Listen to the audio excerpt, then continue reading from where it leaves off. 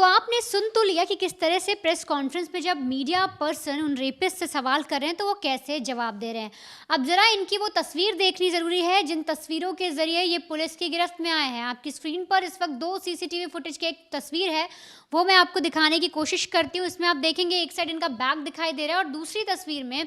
इनका चेहरा साफ तौर पे दिखाई दे रहा है। और ये वही 2 तस्वीरें हैं, वही सीसीटीवी फुटेज के अंश हैं जिसके आधार पर पुलिस इन रेपिस्ट तक पहुंची और जिनमें से एक का हाफ एनकाउंटर भी किया गया। लेकिन अब आपको वो ओरिजिनल क्राइम सीन देखना, जानना, समझना बेहद ज़रूरी है कि आखिर किस तरह से 20 साल की नीट स्टूडेंट का उसके 17 साल के बॉयफ्रेंड के सामने गैंग रेप किया जाता है, उसको टॉर्चर किया जाता है, उसको आप यूँ समझिए उसकी बेइज्जती की जाती है और साथ ही साथ उस 17 साल के लड़के को भी बेल्ट से बांधा जाता है, उसके शरीर पर मारपीट की जाती है, उसको चोट दी जाती है और तो और उसको इतनी यातनाएँ दी जाती हैं कि उसका जो ज़हन है वो आज भी डरा हुआ है। अब ये जो आप तस्वीर देख रहे हैं, अगर इसकी बात करें तो ये उत्तर प्रदेश का चित्रकूट इलाका है, पहाड़ी एरिया है और यहाँ पर अगर आप साफ तौर पर देखेंगे तो ये जो रोड आपको दिखाई दे रही है, सड़क,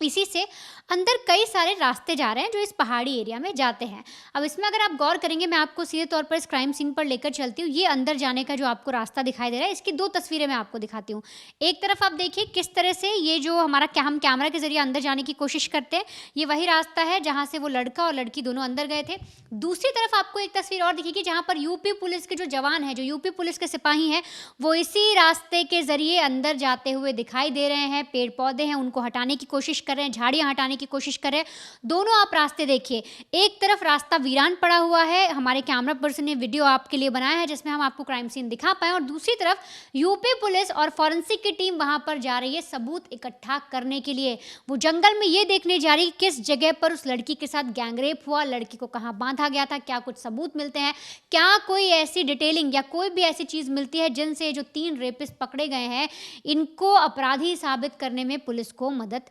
मिले। अब आपको सीधे तौर पर ओरिजिनल क्राइम सीन ही दिखाते हैं। अब देखिए ये जब जिस पूरी पहाड़ी एरिया में जब हम अंदर बढ़ जाते हैं आपको झाड़ियाँ दिखाई देंगी और थोड़ा सा आगे जाने के बाद ऐसा दिख रहा है कि क्योंकि बारिश का मौसम भी चल रहा है तो ऐसे में यहाँ पर आपको दिखाई देगा मिट्टी जो है थोड़ी गीली है, हल्का हल्का कहीं कहीं पानी भी है। और इससे जब और आगे जाएंगे तो यहीं के आसपास आपको एक दारू की बोतल भी पड़ी हुई दिखाई देगी, जिससे कहीं ना कहीं ये दिख रहा है कि ये जो पूरा इलाका है लोग जानते हैं, यहाँ पर लोग रील्स बनाने आते हैं, पिक्चर्स क्लिक करने आते हैं, सेल्फी वगैरह के लिए आ जाते हैं, टाइम स्पेंड करने आते हैं, कपल्स आते हैं। और तो और ये भी माना जा रहा है कि जो एरिया है यहाँ पर जो दारू पीने वाले लोग हैं वो भी यहाँ पर इकट्ठा होते हैं, पार्टी करते हैं, और इसीलिए जो आपको दिख रही है बियर की बोतल ये भी यहाँ पर दिखाई दे रही है। अब होता ये है कि ये जो मैं आपको एरिया दिखा रही हूँ यहीं पर उस लड़के को, 17 साल के लड़के को बांधा जाता है और उसकी गर्लफ्रेंड को उसी के सामने खींच कर ये जो झाड़ियाँ दिखाई दे रही हैं इनके पीछे ले जाया जाता है और उसके साथ गैंगरेप किया जाता है। ये जो पूरा इलाका आप देख रहे हैं उस वक्त दोपहर का वक्त था, कोई वहाँ पर मौजूद नहीं था, आसपास भी इतने लोग मौजूद नहीं थे और इसी का फ़ायदा वो 3 जो ये रेपिस्ट हैं जो वनकर्मी बनकर आए थे, बोल रहे थे हम फॉरेस्ट ऑफिसर हैं, उसका फ़ायदा उठाते हैं। अब आपको साफ तौर पर समझना होगा कि जो एफआईआर करी गई है उस नाबालिग लड़के के द्वारा उसने क्या कुछ बताया और हूबहू जो उस एफआईआर में मेंशन है मैं वो आपको एग्जैक्टली बताऊंगी कि आखिर उस लड़के ने सच्चाई क्या बताई है पुलिस को। वो बताता है कि 22 जुलाई का दिन था, जो उसकी गर्लफ्रेंड है 20 साल की जो नीट स्टूडेंट है वो उससे मिलने आई हुई थी, दोनों ने घूमने का प्लान बनाया था और उसके तहत वो इसी रास्ते के ज़रिए इस पहाड़ी के अंदर जाते हैं। अब वो बताते हैं कि हम थोड़ी ऊंचाई पर एक पहाड़ी टीला था जिस पर बैठे थे और रील्स बना रहे थे, पिक्चर्स ले रहे थे और रील बनाने की कोशिश कर रहे थे। तभी ये जो आप सड़क देख रहे हैं ना, इसी सड़क पर ये जो बाइक वाली मैंने आपको तस्वीर स्टार्टिंग में दिखाई थी, ये बाइक आती है और उस पर 3 लड़के बैठे हुए थे। अब ये जो 3 लड़के थे ये अंदर देखते हैं इन्हें कुछ हलचल दिखाई देती है और उन्हें एक लड़की दिखती है। अब ऐसे में ये जो तीनों लड़के थे इनके दिमाग में जो गंदगी भरी हुई थी, इन्हें लगता है कि इन्हें इनका शिकार मिल गया और ये फ़ौरन अंदर चले आते हैं। अब इसके आगे जो एफआईआर है, जो शिकायत की गई उसमें जो लड़का है वो ये बताता है कि अब इसके बाद जैसे ही वो 3 लड़के हमारे पास आते हैं वो हमें डराते हैं, धमकाते हैं और साफ तौर पे पूछते हैं कि तुम दोनों यहाँ पर क्या कर रहे हो। इस पर लड़का, 17 साल का जो लड़का है वो जवाब देता है कि सर हम यहाँ पर रील्स बना रहे हैं, टाइम स्पेंड करने हैं। और इस पर जो 3 लड़के वहाँ पर खड़े थे वो कहते हैं कि मैं फॉरेस्ट ऑफिसर हूँ और यहाँ पर खड़े हो तो इसके लिए पैसे निकालो। अब जब ये जो दोनों बच्चे थे, 20 साल की लड़की और 17 साल का लड़का, जब भी साफ तौर पर बोलते हैं कि आप पैसे किस चीज़ के लिए मांग रहे हैं, हम तो यहाँ सिर्फ रील्स बना रहे हैं, यहाँ तो कोई भी आ सकता है, तो उसके बाद इस शिकायत में लिखा गया उस लड़के के द्वारा, उसने जो पुलिस को बताया है कि फिर वो मेरी गर्लफ्रेंड को बैड टच करना शुरू करते हैं। वो मेरी गर्लफ्रेंड को इधर-उधर गलत जगह हाथ लगाना शुरू करते हैं, जिस पर मैं उन्हें पीछे करने की कोशिश करता हूँ, उन्हें मना करने की कोशिश करता हूँ। तब ऐसे में उन 3 लड़कों में से जो वनकर्मी बनकर आए थे, जो रेपिस्ट जिनकी आपने शक्लें देखी, उनमें से जो एक लड़का है वो फ़ौरन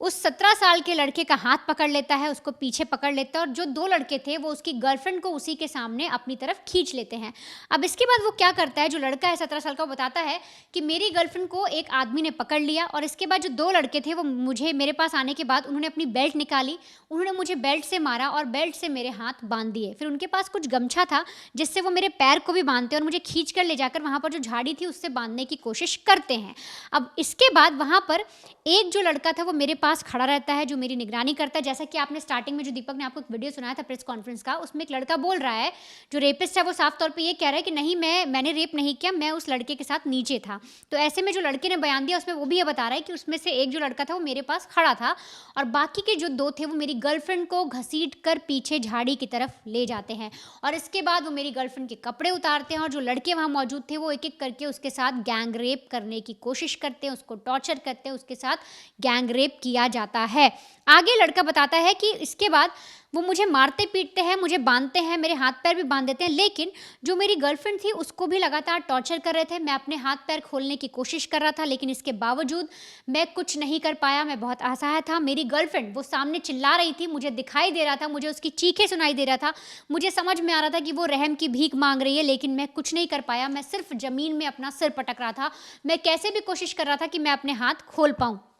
आगे वो बता रहा है शिकायत में कि मेरी गर्लफ्रेंड खुद को छुड़ाने के लिए छटपटा रही थी, लेकिन मुझे आगे कुछ समझ नहीं आया। अब ऐसे में किसी तरीके से जब मैंने देखा कि जो मेरे पास भी लड़का खड़ा है, जो 2 लड़के वहाँ पर भी है जो आरोपी हैं, वो एक-एक करके उसका रेप कर रहे थे और उसके साथ गैंग रेप हो रहा था, तो ऐसे में मैंने किसी तरह से अपने हाथ को खोलने की कोशिश की, उस बेल्ट को हटाने की कोशिश की और जैसे ही वो बेल्ट हटती है, मैं फ़ौरन भागकर अपनी गर्लफ्रेंड यानी उस लड़की के पास जाता हूँ और तब तक देखता हूँ कि वो जो 3 लड़के थे वो वहाँ से भाग जाते हैं। लड़के ने शिकायत में ये भी बताया कि जब मेरी गर्लफ्रेंड चिल्ला रही थी और मैंने जब चिल्लाना शुरू किया तो वो हमको धमकी भी देते हैं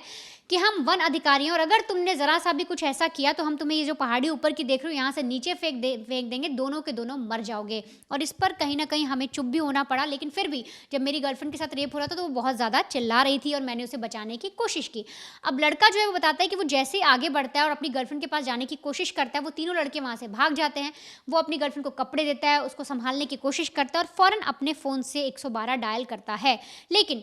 यहाँ पर ये जो 17 साल का बच्चा है, ये साफ तौर पे ये बताता है कि उस वक़्त मेरा नेटवर्क नहीं आ रहा था, शायद वो जो एरिया था वहाँ पर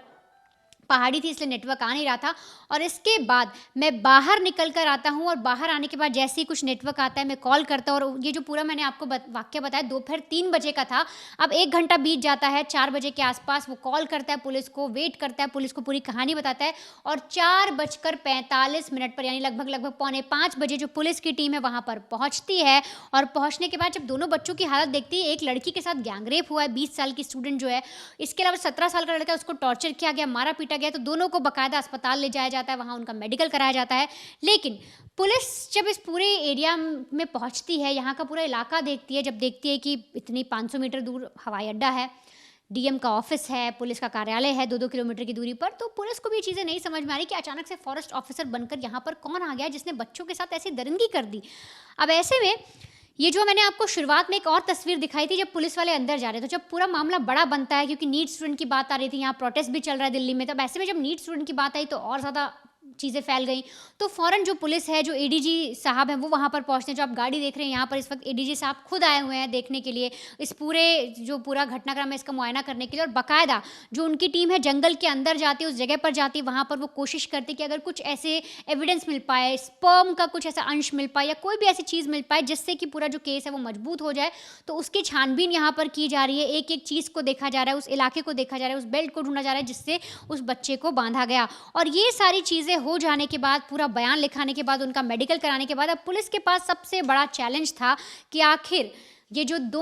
तीनों आरोपी हैं, जिसमें एक में उनकी शक्ल दिख रही है बाइक पर और एक में वो बैक साइड से जाते हुए नज़र आ रहे हैं, तो आखिर इनको पकड़ा जाए तो पकड़ा कैसे जाए? क्योंकि वो जो पूरा एरिया था, जंगल का इलाका था, उसके अंदर कोई सीसीटीवी था नहीं, बाहर से एक सीसीटीवी मिलता है, तो ऐसे में यूपी पुलिस के लिए अब सबसे बड़ा टास्क था उन तीनों को पकड़ना, और इसीलिए पुलिस जाल बिछाती है और बाकायदा तीनों आरोपियों को पकड़ लेती है। लेकिन पकड़ती कैसे है, उनका हाफ एनकाउंटर कैसा होता है, कहा जा रहा है इसमें पुलिस की टीम के भी एक शख्स को गोली लग जाती है, तो आखिर उसकी कहानी क्या है, आप वो भी जानिए। इस पूरी कहानी की शुरुआत होती है क्यों इंस्टाग्राम के एक मैसेज के जरिए। इंस्टाग्राम में जब मैसेज किया जाता है, लड़की लड़की पहले दोस्ती होती है, फिर दोनों में प्यार बढ़ता है और तीनों रिलेशनशिप में आ जाते हैं। लड़की सतना में की रहती है और 12 करने के बाद वो कोटा चली जाती है राजस्थान, जहां पर वो नीट के एग्जाम के लिए प्रिपरेशन करती है। लड़का 17 साल का है, 12वीं में पढ़ता है और यहीं पर इनकी जो दोस्ती थी कुछ ज़्यादा परवान चढ़ती है और दोनों चित्रकूट में मिलते हैं। लड़का चित्रकूट का ही रहने वाला है और कोटा से ज़्यादा दूरी नहीं है चित्रकूट की। और यहाँ पर ये जो मिलने का जो सिलसिला था, ये लोग जंगल में जाते हैं टाइम स्पेंड करने के लिए, घूमने फिरने के लिए, क्योंकि लड़का लोकल ही था। लेकिन लोकल होने के बाद भी जिस तरीके से वहाँ के आसपास के लोगों ने जो उसका रवैया अपनाया, उसके साथ जो गलत काम किया, जब वो जंगल से फ़ोन कर रहा था, सिग्नल भी नहीं लग रहा था, उसे बकायदा रोड पर आकर, मेन सड़क पर आकर फोन मिलाना पड़ा। 112 पे डायल किया उसने, पुलिस को बताया, तमाम लोगों, फिर पूरा महकमा वहां पे पहुंचता है। लेकिन ये जो अपराधी थे इतने ज्यादा शातिर थे, इन्हें पता था जंगल वाला इलाका है, यहाँ पर कोई सीसीटीवी कैमरा नहीं है, भीड़ नहीं होती है, ये लोग अगर चिल्लाएंगे भी तो आवाज नहीं पहुंचेगी। और इसी का फायदा उठाकर ये जो बाइक पर तीनों निकल पड़ते हैं। अब बाइक पर ही तो निकल गए, अब यहां पर सबूत के नाम पर क्या मिलेगा? सबूत के नाम पर कोई ठोस चीजें नहीं मिल रही थी पुलिस को। अगर मैं आपको बताऊं कितने घंटे की इन्वेस्टिगेशन, सोचिए 96 घंटे, 100 घंटे की इन्वेस्टिगेशन, मतलब जब आप और हम चैन की नींद सो भी रहे होते हैं घर पर, तो यूपी पुलिस के लगातार जो ऑफिसर्स थे शिफ्ट दर शिफ्ट काम कर रहे थे और इस केस के तह तक पहुंचने की कोशिश कर रहे थे। अब यहां पर सबूत के नाम पर कुछ नहीं है, अंधेरे में आप कितना तीर मारेंगे? तो लगभग उस पूरे इलाके में 374 सीसीटीवी कैमरे लगे थे आसपास। उन सारे सीसीटीवी कैमरे की रिकॉर्डिंग को मंगाया गया, उन्हें देखा गया, समझा गया, हर एक पे निगरानी रखी गई। 6000 कॉल डिटेल्स निकाले गए, क्योंकि जंगल के आसपास जितने भी फोन एक्टिव थे, वो नंबर किससे क्या बात कर रहे थे, कितने नंबर उस वक्त वहां पर थे, कितने नंबर वहां से निकल गए, ये सारी जानकारी पुलिस लेके आ रही थी और 58 लोगों से पूछताछ की गई। अब इस पूरी पूछताछ की कड़ी में 5 टीमें बनाई गई थी। एडीजी जो additional director general of police हैं, वो भी उस जगह पर पहुंचे थे, तो उनके द्वारा 5 टीम की गठित की गई। वो लगातार इस केस पर काम कर रहे थे। अब ऐसे में सवाल था कि जिसका चेहरा बच्चे नहीं पहचान पा रहे हैं, जिसकी गाड़ी की कोई पहचान नहीं हो पा रही, बस एक सबूत है, एक तस्वीर है जहां पर तीनों बाइक पर बैठे हुए नजर आ रहे हैं। तो ऐसे में यूपी पुलिस को सबसे ज्यादा विश्वास किस पर हुआ? सबसे ज्यादा विश्वास उन्हें करना पड़ा ह्यूमन इंटेल पर, मतलब अपने मुखबिर तंत्र को उन्होंने मजबूत किया। पता करने की कोशिश की गई कि उस पूरे इलाके में इस तरीके की बाइक में कितने लोग घूमते हैं और इस तरीके के तीनों, ये जाहिर सी बात है तीनों अगर एक बाइक पे जा रहे हैं तो तीनों अच्छे दोस्त होंगे। अब पुलिस जब छानबीन कर रही थी तो पता लगा कि पास की से ढाबे से एक लड़का गायब है, कई दिन हो चुके हैं, वो नहीं दिख रहा है। 96 घंटे या 100 घंटे लगभग आप मान के चलिए 4 दिनों से वो लड़का गायब था। अब पुलिस के लिए पहली एक लीड मिलती है कि ढाबे से एक लड़का गायब है और उस पूरे आसपास के इलाकों में कोई और ऐसी गुमशुदगी की रिपोर्ट नहीं आ रही है और उसके साथ उसके 2 साथी भी गायब हैं। जब ये जानकारी ह्यूमन इंटेल या मुखबिर तंत्र के जरिए मिलती है तो पुलिस को समझ में आता है कि हो ना हो, अभी भी अंधेरे में तीर मार रहे हैं, हो ना हो यही वो लोग हैं जो वहां से भागे हो सकते हैं। मुखबिर से ये इन तीनों की जानकारी निकाली गई, नाम, पता, फोन नंबर निकाला गया। उस फोन नंबर की डिटेल्स को मैच किया गया वो 6000 की कॉल डिटेल्स में से। पहले 6000 में बहुत सारे लोग कॉल कर रहे थे, अब इन 3 लोगों की कॉल डिटेल्स को निकाला गया, इनके नंबर को ट्रेस किया गया। कि नंबर को ट्रेस, आप ये मत सोचिए कि फोन में अगर आप अपना लोकेशन ऑन करेंगे तभी आपकी लोकेशन पता होगी। आप जब कभी भी एक जगह से दूसरी जगह जाते हैं, आप टावर से कनेक्ट होते हुए जाते हैं, हैं तो उन टावरों में इनका नंबर रजिस्टर्ड हो रहा था। तो पुलिस ने पता लगाने की कोशिश की कि ये लगातार कहां कहां जा रहे हैं, किस इलाके में घूम रहे हैं। उस टावर में ये जब ये कनेक्ट हो रहे थे तो बाकायदा जो कंपनियां थी पुलिस को डिटेल बता रही थी कि ये इस इलाके में है। उसके बाद मुखबिर तंत्र के जरिए ये जहां जहां जा रहे थे इनका पीछा किया जा रहा था, इनके ही दोस्तों के द्वारा, इन्हीं के जानने पहचानने वालों के द्वारा। और जब पुलिस इन तक पहुंचती है तो ये जो जितेंद्र है, जो मेन अपराधी है, वो भागने की कोशिश करता है। ये जो तस्वीर आप देख रहे हैं, बाइक उल्टी पड़ी हुई है, चौक से बनाया हुआ क्राइम सीन लिखा हुआ है, यहीं पर ये पुलिस पर गोली चला देता है। और पुलिस जवाबी कार्रवाई में, जो यूपी पुलिस की रटी रटाई कहानी है कि उन्होंने हम पर फायर किया, हमने उन पर फायर किया, हमने गोली मार दी, तो सबसे बड़ा सवाल कि उन अपराधियों से गोली कहां से आ गई, बंदूक कहां से आ गई। पुलिस आज तक इस नेक्सस को ही नहीं तोड़ पाई। ये मेरी कहानी नहीं है, ये यूपी पुलिस की कहानी है, क्यों हम पर गोली चला देते हैं। तो यूपी में कट्टा और बंदूक का बिजनेस अभी भी इतने जोरों पर है कि किसी भी आम अपराधी तक ये बड़े आराम से पहुंच जाता है। अब जब जितेंद्र की कुंडली खंगाली गई तो जितेंद्र की कुंडली के जब खंगाली जा रही थी तो पता लगा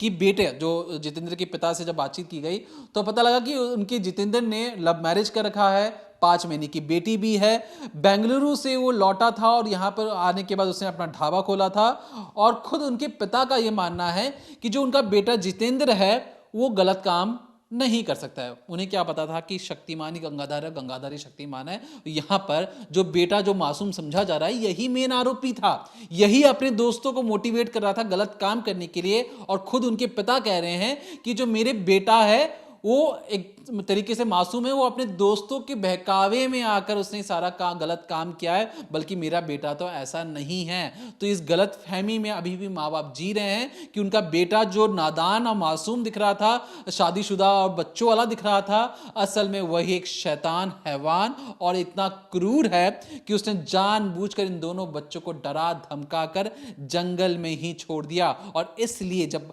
मीडिया वाले सवाल पूछते हैं कि क्या इससे पहले भी तुमने गंदा काम किया है, वो झिझकते हैं। और हो ना हो इन्हें जरूर कुछ ना कुछ गलत काम किया होगा, तभी इनके हौसले इतने ज्यादा इस वक्त भी बुलंद थे और ये झिझक रहे हैं जवाब देने में। सोचिए इससे पहले भी उन्होंने किस तरीके का अगर काम किया होगा, तो इनके अंदर इसलिए डर भय नाम की कोई चीज थी ही नहीं। बगल में ढाबा था, जंगल दिखा, जंगल में 2 मासूम बच्चे दिखे और वहीं पर उन्होंने सोचा कि इनका फायदा उठाया जाए। तो फिलहाल के लिए यूपी पुलिस ने अपनी इन्वेस्टिगेशन के जरिए इन्हें पकड़ा, एनकाउंटर किया, ठीक करवाया और फिर मीडिया वालों के सामने पेश किया। अब कोर्ट में भी इनकी पेशी होगी। लेकिन एक काबिल तारीफ है कि जिस 100 घंटे में हम पहले एक वीडियो में सवाल उठा चुके हैं कि क्या यूपी पुलिस क्यों अब तक नहीं पकड़ पा रही है, तो यूपी पुलिस लगातार दिन और रात एक कर कर इन अपराधियों तक पहुंचने की कोशिश कर रही थी, उनका एनकाउंटर करती है और फिलहाल इन्हें सलाखों के पीछे पहुंचा दिया जाता है। तो हमें लगा कि इस खबर को आप तक पहुंचाना बेहद ज़रूरी है, क्योंकि जो लोग सोचते हैं कि हम परफेक्ट क्राइम करके बच जाएंगे, हम कोई भी क्राइम करेंगे, डराएंगे, धमकाएंगे और निकल जाएंगे, तो ऐसी गलतफहमी में ना रहें, क्योंकि यूपी पुलिस आपको पताल से भी ढूंढकर बाहर निकालेगी। तो फिलहाल के लिए देखते रहिए decoding crime, Monday to Friday शाम 7:30 बजे, ओनली ऑन क्राइम तक।